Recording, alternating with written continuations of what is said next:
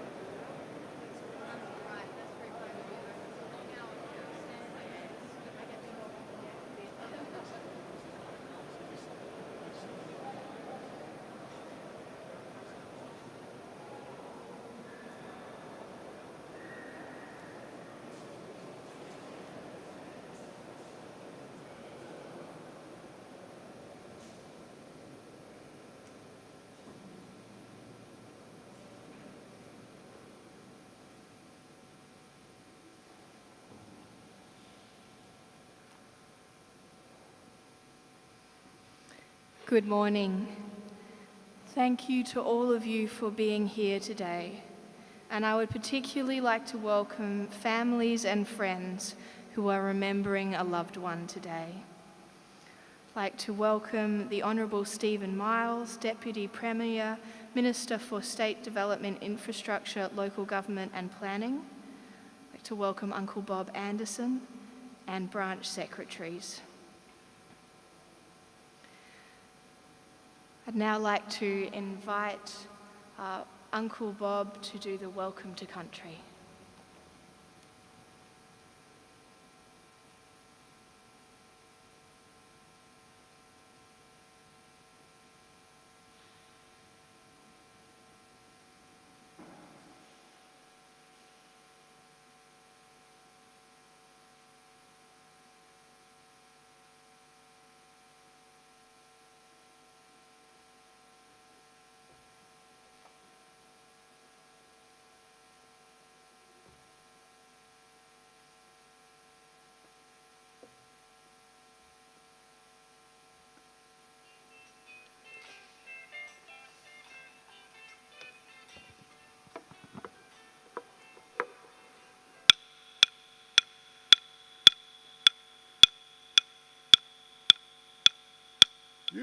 Yura, Garen and Anami, Tuju Mobi Rono, Garen and Anami, welcome to this place.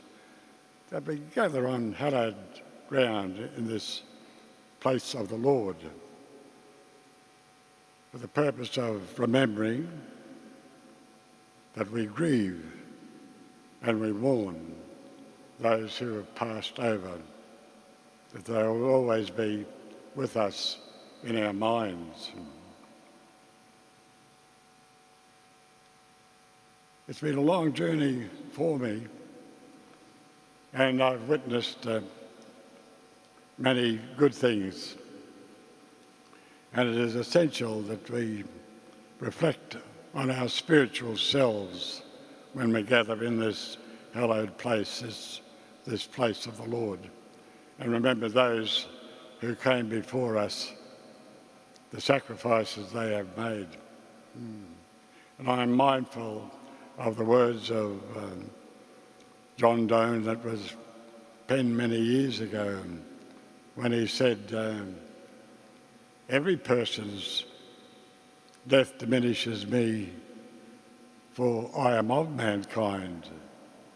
Therefore, never send to know, for whom the bell tolls, it tolls for thee.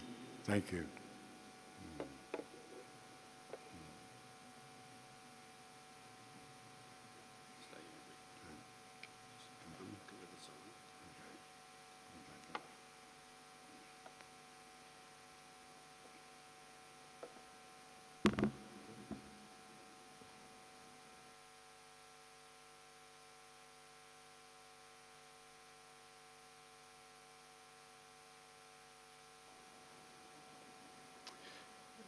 Good morning, everyone. For people that don't know me, I'm Michael Rabbar, the State Secretary of the CFMEU, Queensland Northern Territory. Welcome to International Memorial Workers' Day. Can I just first of all acknowledge the traditional owners of the land that we meet on? I want to pay my respects to their elders past, present and emerging. This is First Nation land and will always be. Can I just also acknowledge Bob, is that for people that haven't had the pleasure or first time seeing Bob, he's well known around the traps, is that he's a proud CFMEU member. He is 70 years this year. He was actually worked for this organisation for 14 years. Is that he was out there in the field fighting to protect workers, fighting for safety of other workers. And I just want to acknowledge you're a national treasure, you're very important to us, but having 70 years of union membership is pretty incredible, so well done. Can I now welcome a gentleman to the stage? Probably don't call him gentleman all the time, he'll be shocked by that, but a good friend of the CFMEU and a person that's well known to the community and to the public of Queensland.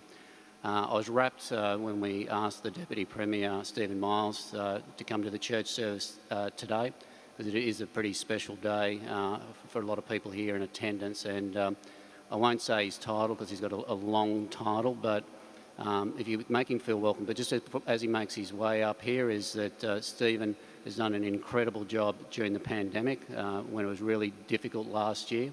I know it's a team effort, but he showed with his steady, calm, tenacious and determined to actually look after and protect the lives of a lot of Queenslanders during that. So I think it's significant, and I have the pleasure, and I'm rapt, as I said earlier, for you to come along and be the guest speaker at today's service. So thank you, Stephen.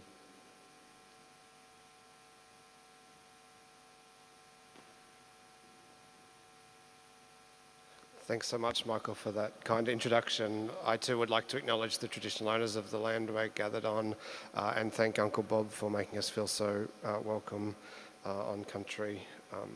I want to thank the leadership of the CFMEU, Michael, Jade, Kane and others for organising this very important Memorial Day service today and acknowledge the leadership of the CFMEU in keeping workplaces safe each and every day, but most importantly acknowledge all of you and anyone who is here to remember someone special in their lives. We gather here today for Workers' Memorial Day to remember workers that have lost their lives while at work and as a result of their work. It is also a day of action, an opportunity to reflect on how we can prevent work-related deaths, injuries, diseases and illnesses. In the 12 months to the end of March this year, 26 people died in Queensland because of their normal work duties. I acknowledge and offer condolences to the families, friends and colleagues here today of workers lost. When your loved ones said goodbye in the morning, you rightly expected that they would return home that night. Every worker is entitled to go home safe and healthy every day. I also want to acknowledge those lost as a result of occupation-related diseases and illnesses, such as asbestos-related diseases and those that are currently fighting those diseases.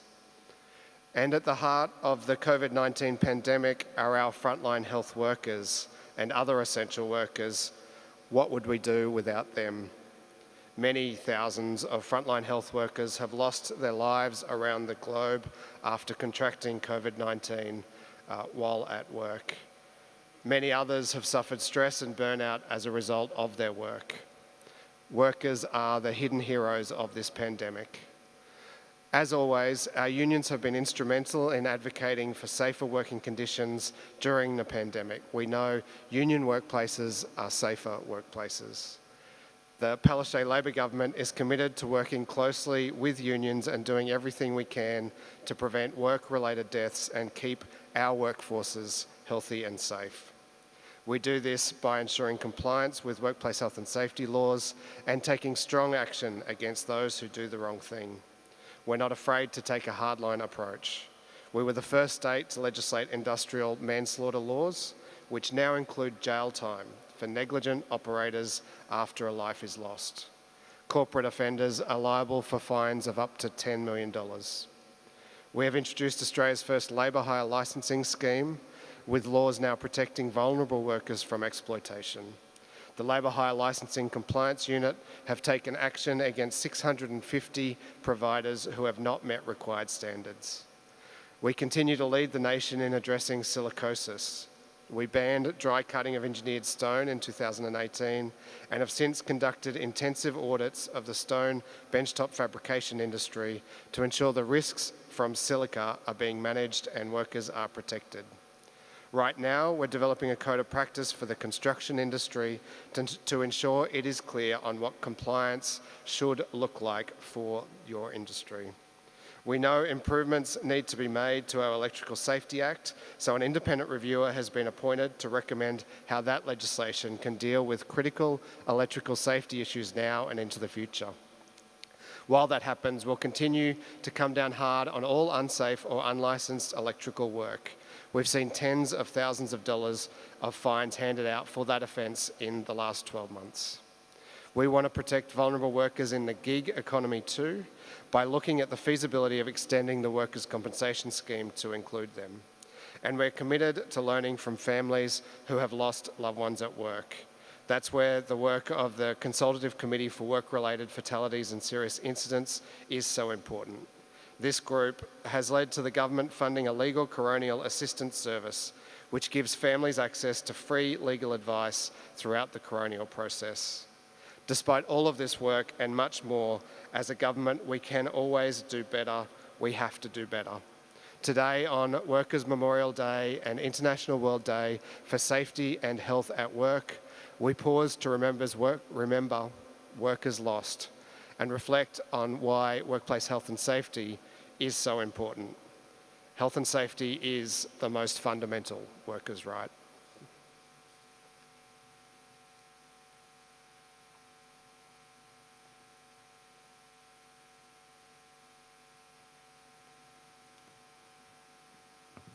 I'd now like to welcome Michael Ravbar, CFMEU Queensland Northern Territory Branch Secretary.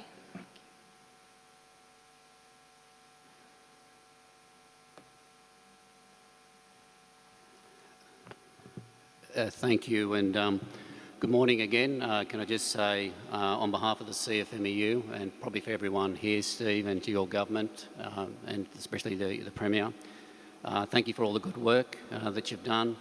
Is that, you've got to give credit where it's due, is that, a lot of people talk, but at the same time don't actually do what they say into actions. And this government, since the historic industrial manslaughter, which was the first in this country, you've actually improved a lot of changes since then. So from us is that we want to actually thank you on behalf of all workers in this state, not just construction and CFMEU members, but again, all workers, and probably also the community.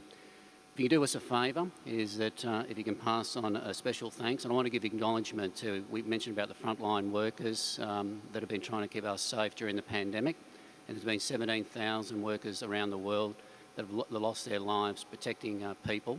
Can you just say a big thank you to Jeanette Young? For people who don't know, in this forum today or on this church service, we have a very close relationship with Jeanette Young that goes back years. She's a very, very good friend of the CFMEU. And again, she's a very calm, determined, hard-working lady who has done a lot of work. And as I said, is that she's a good friend of ours. She's been speaking at conferences for us, but in special times like this, I think people like her and her team deserve special recognition. The other thing too is I want to acknowledge another special group, and they're called the Affected Families group that's here today, and I can see a few faces. I know that sometimes we only come once a year to the church service. I know it's a special day, but for a lot of families here, it's a very tough day. Is that when they lose their loved ones from a workplace fatality, it is certainly tough. And, as from the CFMEU perspective, we've always supported those people however we can and whatever we've been able to do. Is that but more importantly, I want everyone to know in this room here today is that even though they lost a loved one through a fatality or an illness or an injury associated with their work, is that these people that I'm looking at here now are a very determined bunch of people. They've worked with this union. They have made a big, big difference in changing the lives, the laws, the regulation, the policies of government. And while sometimes you go down a few dry gullies and you have a few roadblocks on the way through, these people are pretty special to me, but I think pretty special to everyone here. After today is that, because some of them I haven't seen for 2 or 3 years because COVID, we didn't have the gathering last year. I've been down the Gold Coast the last couple of years, but I'll hang around for a sandwich and a chat. But I just want to acknowledge them is that, as I said, whilst it's a very special day for these people, it is a very tough day. So why do we come today to a special service like this today in the church or wherever it is? And I know today we've actually been saying to a lot of our delegates and rank and file members throughout all our workplaces in Queensland, whether it's a council depot, a construction site, a factory, wherever it is, to actually take 1 minute of silence and to actually remember and reflect on people that have actually lost a loved one at work, not just with a fatality, but a lot of people die at workplaces associated with illness and injury associated with their work. So that's the main reason why we come here today. I know it's a church service here, but it's broader than that. Even today is that other parts of the trade union movement are having a special recognition and service at Emmamilla Place.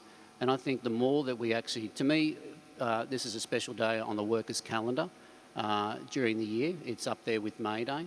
And I think it's important that we lift the significance of this, is that I know we come here and we pay respect and we say prayers and we have a church service, but as Stephen mentioned, and I'm also going to say, is that there's a lot more that can be done. And like a lot of things, the stats show how dangerous it is going to work, because you always expect your loved ones to come home. So unfortunately this year we've lost 26 people associated with their work. One too many, that I would argue, and anyone who's lost a loved one there is, you know, it is one too many.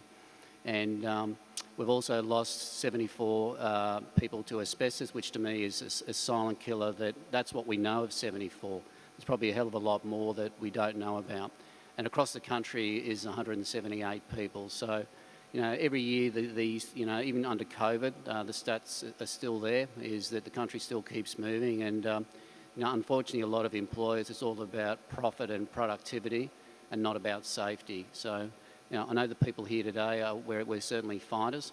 And that's the other thing about today. Like, to me, when I look at all the, you know, dangerous situations, not just with fatalities, but serious accidents and injuries, is when you really look at it, all of them can be preventable. Is that, you know, it's usually, you know, cut back on the cut back on budgets. It's, you know, poor workplace health and safety processes and guidelines. Workers are fatigued by working big hours. The lack of training is that part of our job is to actually go back to our respective workplaces or go back into the community and make sure that when we have days such as this, is that we actually fight for the living, we fight for the families, we fight for workers to make sure that these things continue. And can I say on behalf of our union is that we will fight for the living, we will try and improve workplace health and safety laws, regulations, we will be more vigilant at workplaces. And can I just say, we won't be silenced by coalition governance. We won't be prevented by greedy employers.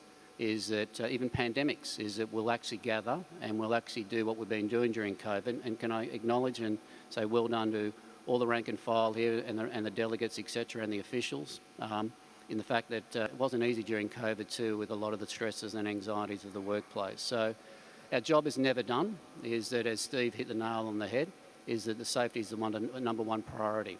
And that's the number one basic right that we need to be doing.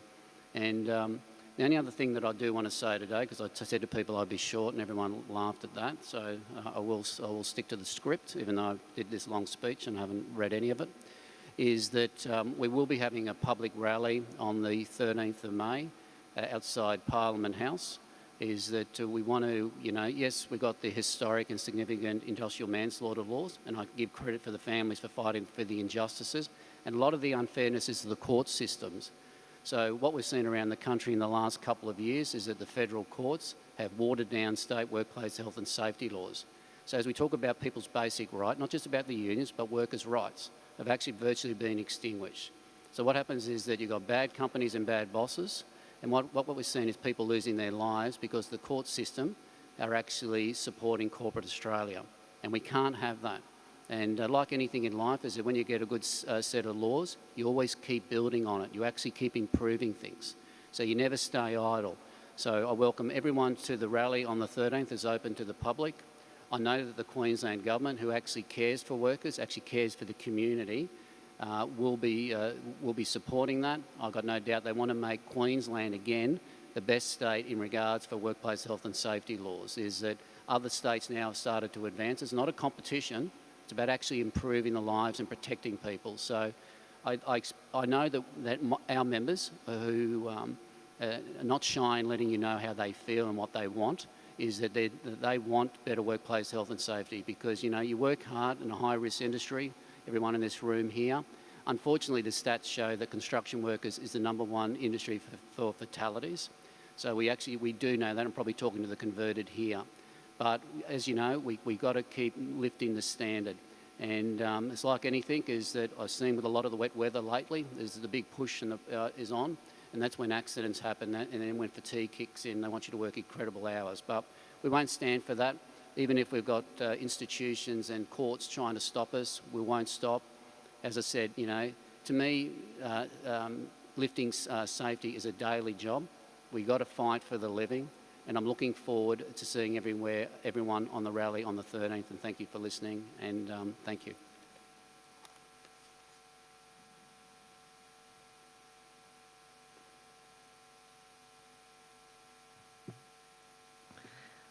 I would now like to welcome Michael Garrels.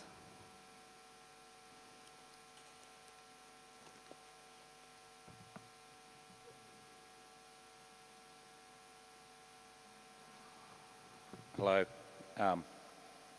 Michael Garrels is my name.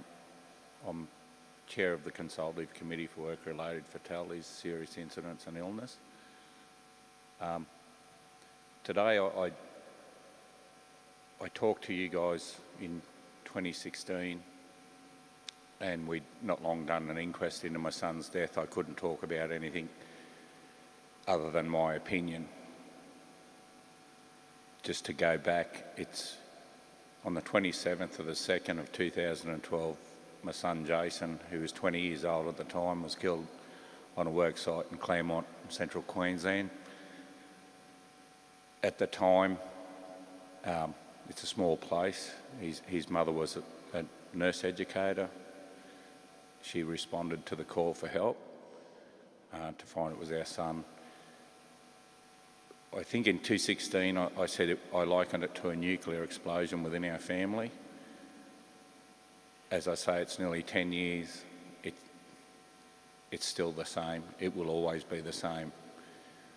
We have events where it is just so noticeable that we are missing someone, and that will be for life. It's always a preparation whenever we do anything with our family or anything like that, that you have to prepare yourself that he's not there so that you don't walk around morose, I suppose. From that inquest, I can say now that the electrician from that site was charged with criminal manslaughter, which I think was a catalyst for the Queensland Government introducing industrial manslaughter. To give a snapshot of the time,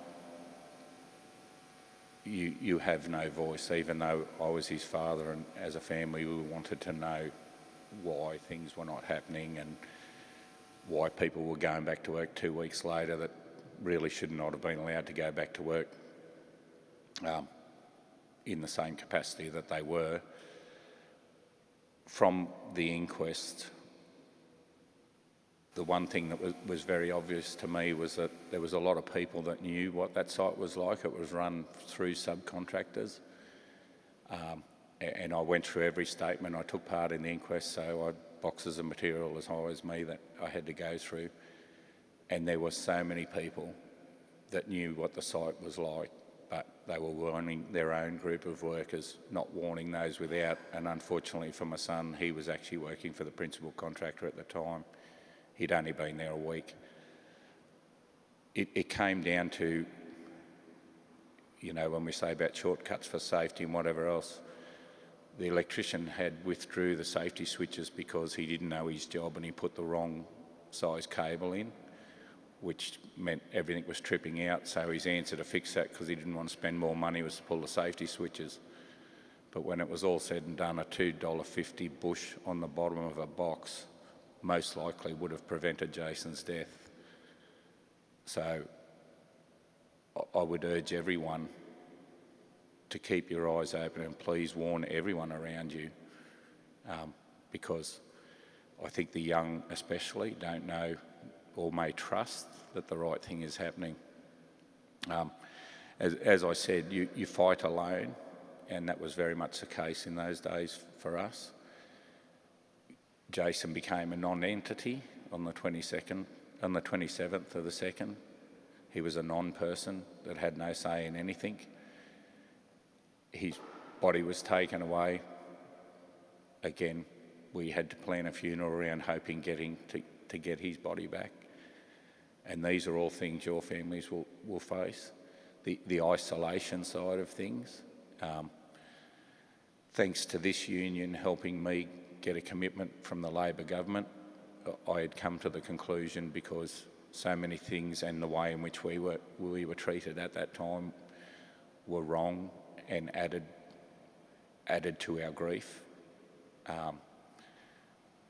They helped us get a commitment from the Labor government that a committee would be formed in government, and that is a consultative committee for work-related fatalities that you've heard about. And there's a lot of those committee members sitting here in front of me, and they've all been through exactly the same thing as everyone does when this happens.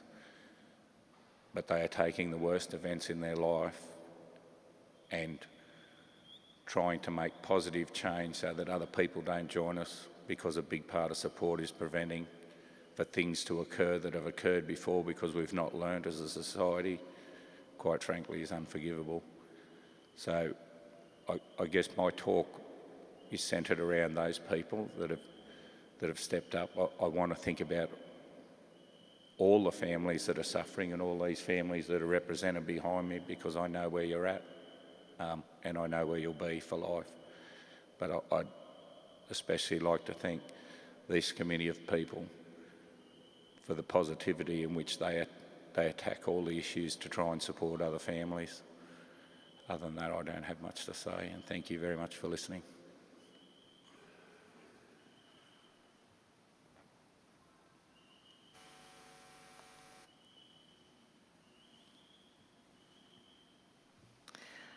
I'd now like to welcome Phil Blair.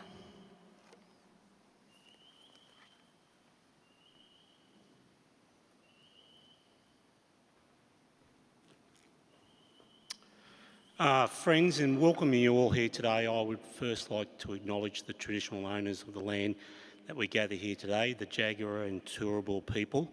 I pay my respects to their elders past, present and emerging. I'd also like to acknowledge the affected families that are here today as well. My name is Phil Blair. I am the chair of the Asbestos Disease Support Society, which also operates the Silicosis Support Network. I'm also a proud member and employee of the CFMEU. I've been invited here today to speak to you on behalf of the Asbestos Disease Support Society. April 28th is the day that is commemorated all around the world as International Workers' Memorial Day. This day originated in Canada in 1985. The Canadian Labor Congress declared an annual day of mourning to honour those who were killed or injured as a result of workplace accidents. It is also to remember those suffering from potentially fatal diseases originated at the workplace. The International Labour Organisation estimates that some 2.3 million men and women around the world die in workplace accidents every year. Take a minute to think about this figure. That is 6,000 deaths every day. It is reported that there are 340 million work-related accidents worldwide. On top of that, there are 160 million people contracting work-related illnesses, such as asbestos-related diseases and silicosis.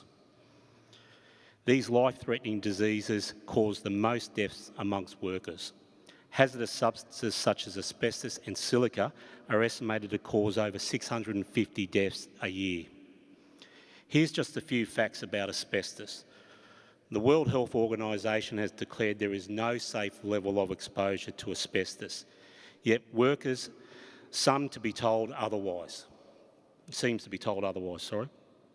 Even though Australians have banned importing and using asbestos in the early 2000s, an average of 4,000 Australians die each year from asbestos-related diseases. That's twice as many than the motor vehicle accidents. This puts Australia as having one of the highest incident rates of asbestos disease in the world. The worst of the asbestos diseases is mesothelioma. Sees one person die every 12 hours, only to be replaced by another 2 people diagnosed every 48 hours.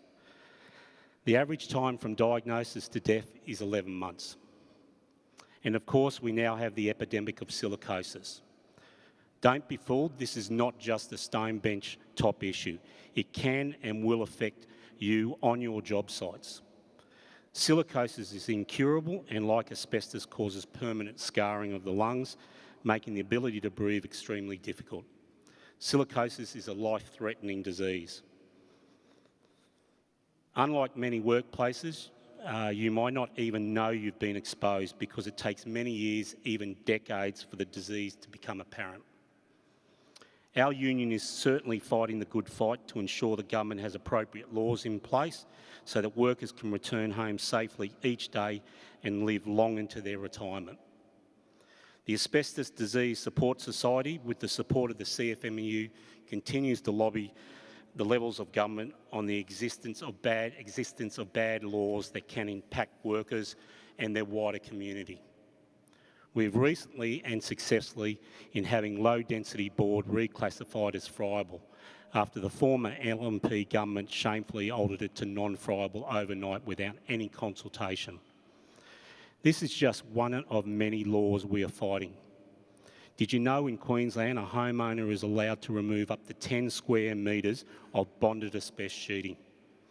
And if they complete an online course, they can remove over 10 square metres, no limit.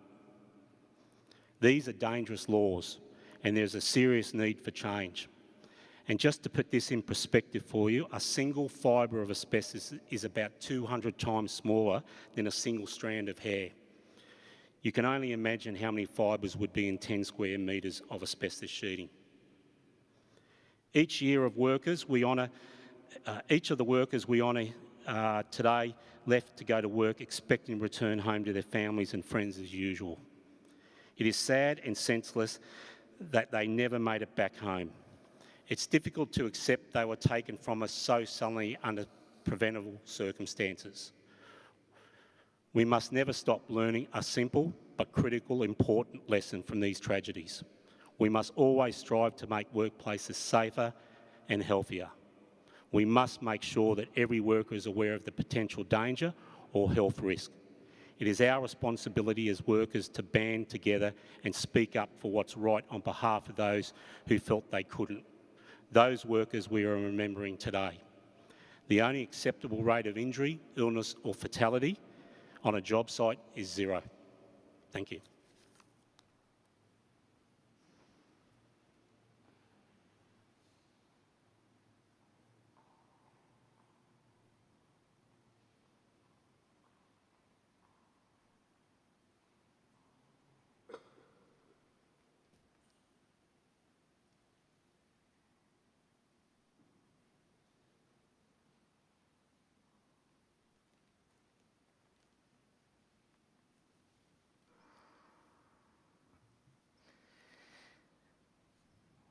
We welcome Michael and Jade.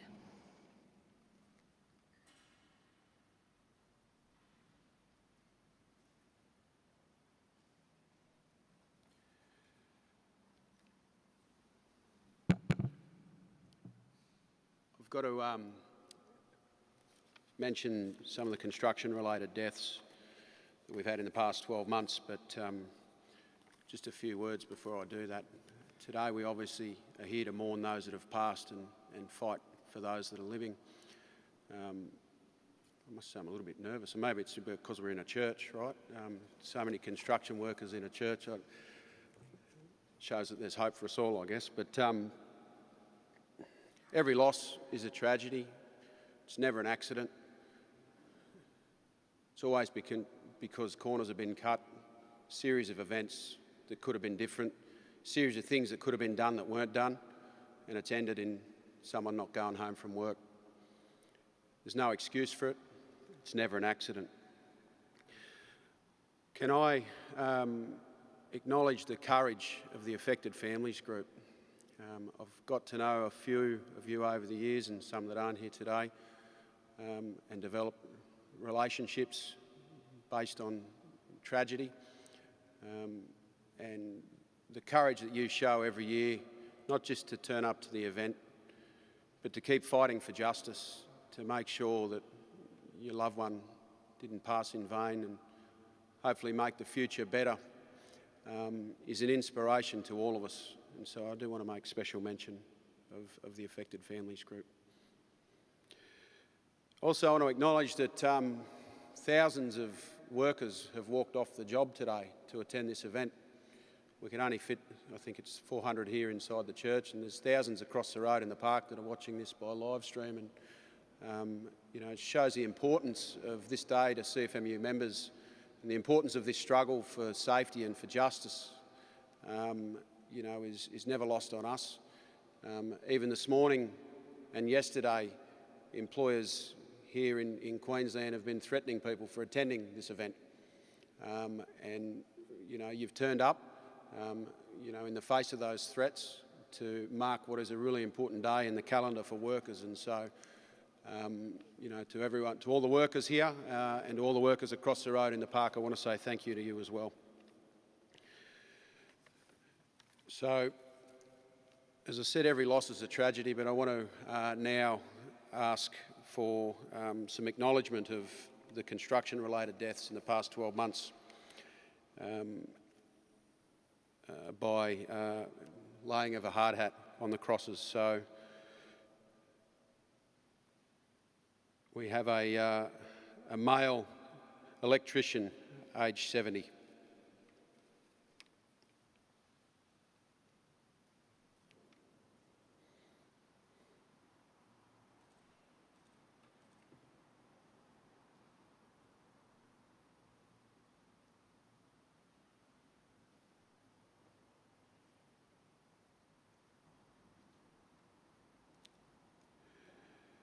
A male truck driver, aged 56.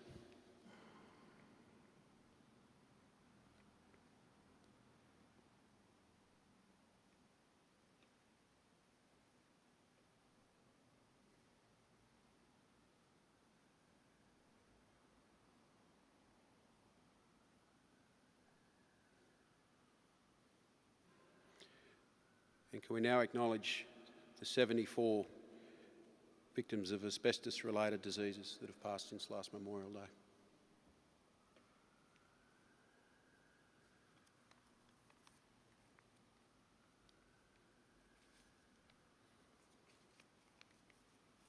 Thanks, Reverend.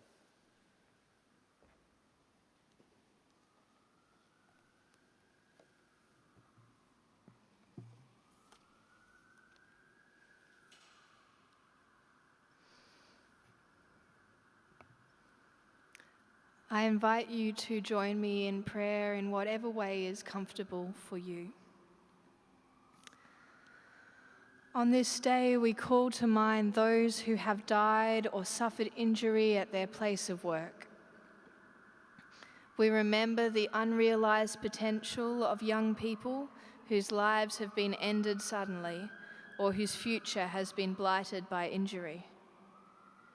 We remember the men and women stricken by illness or death at the prime of their lives, children left without mother or father, and the families facing hardship and deprivation.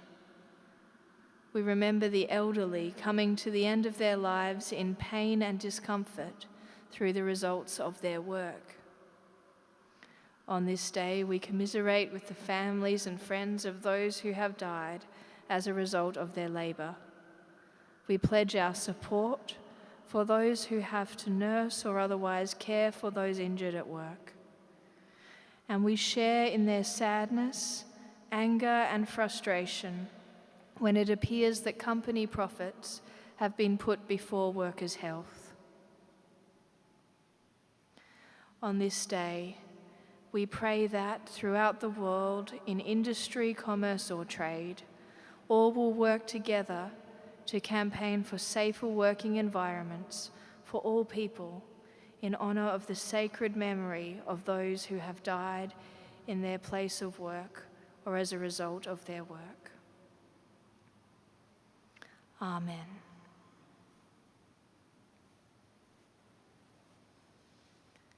Now I invite you to observe 1 minute silence.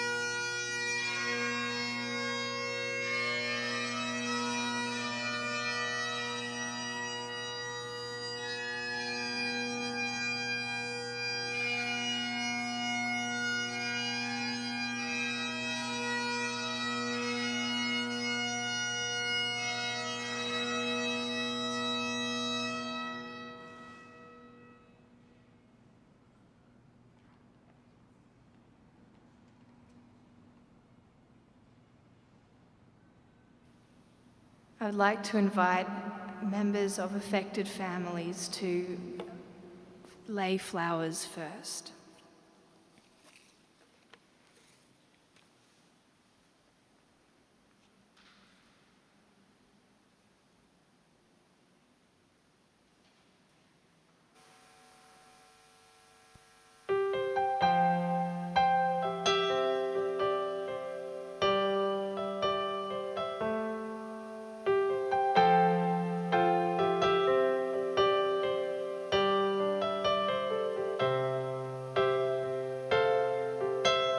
Didn't know today would be our last, or that I'd have to say goodbye to you so fast. I'm so numb I can't feel anymore. I'm praying you just walk back through that door and tell me that I was only dreaming. You're not really gone as long as I believe. There will be another angel around the throne tonight. Your love lives on inside of me, and I will hold on tight. It's not my place to question, only God knows why. I'm just jealous of the angels around the throne tonight.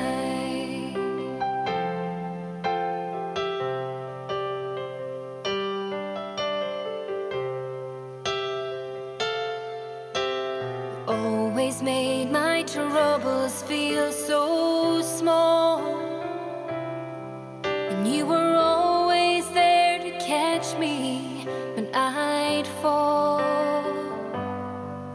In a world where heroes come and go,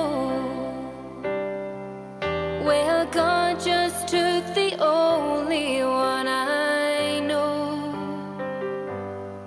So I'll hold you as close as I can, longing for the day when I see your face again. But until then, God must need another angel around the throne tonight. Your love lives on inside of me, and I will hold on tight. It's not my place to question, only God knows why. I'm just jealous of the angels around the throne tonight, singing hallelujah.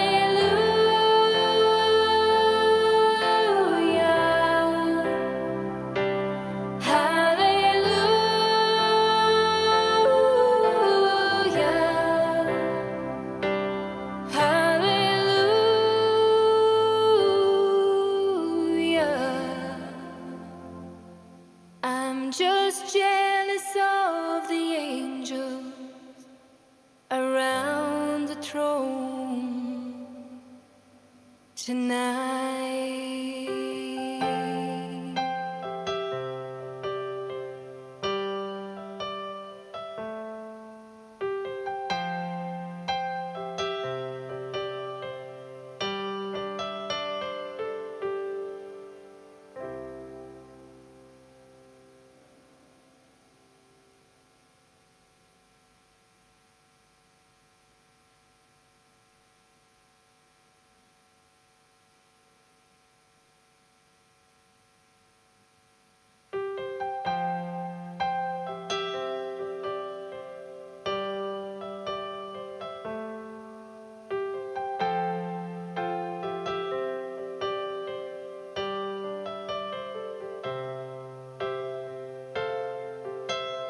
Didn't know today would be our last, or that I'd have to say goodbye to you so fast. I'm so numb I can't feel anymore. I'm praying you just walk back through that door and tell me that I was only dreaming. You're not really gone as long as I believe. There will be another angel around the throne tonight. Your love lives on inside of me, and I will hold on tight. It's not my place to question, only God knows why. I'm just jealous of the angels around the throne tonight.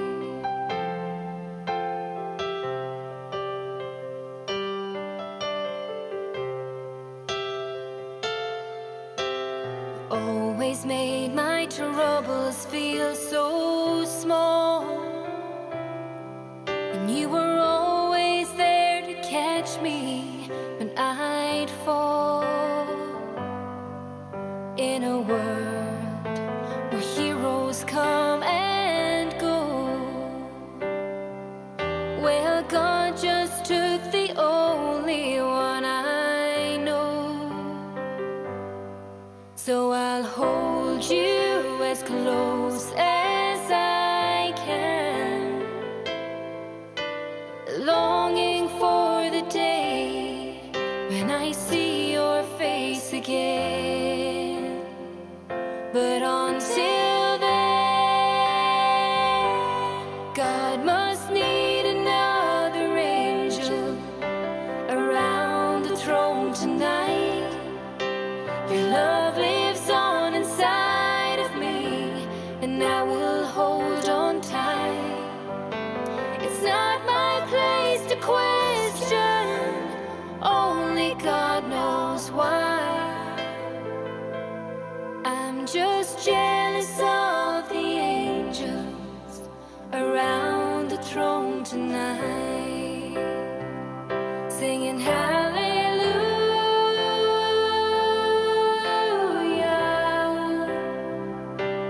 hallelujah,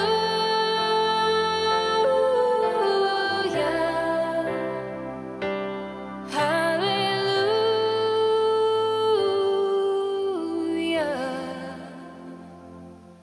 I'm just jealous of the angels around the throne tonight.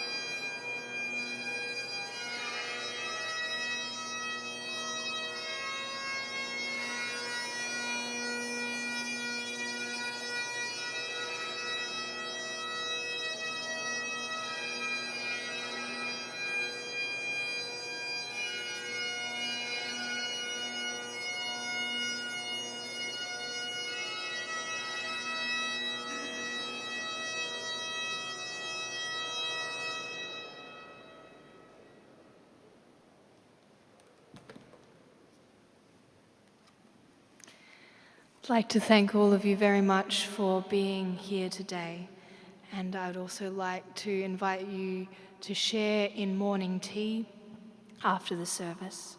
Thank you.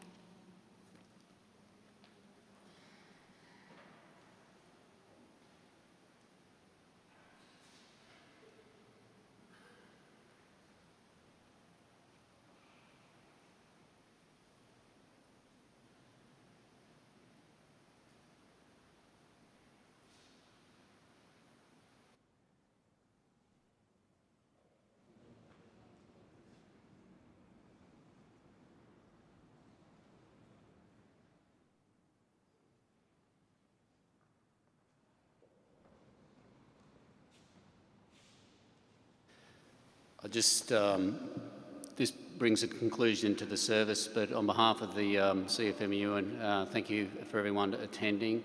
Everyone's welcome to come over for a cup of tea and a sandwich. But thanks very much. Keep the good work up and keep safe, and see you next year. Bye.